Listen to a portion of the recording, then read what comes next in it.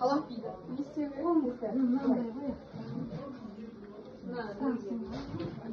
Жаңагүл деген абысын.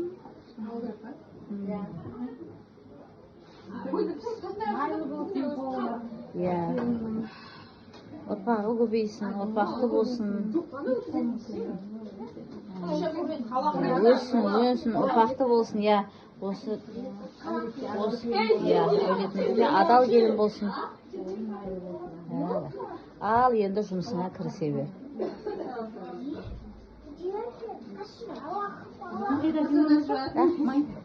Иә, майға да қой.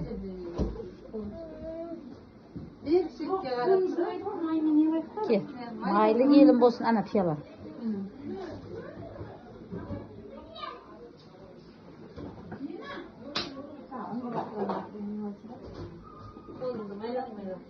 Иә.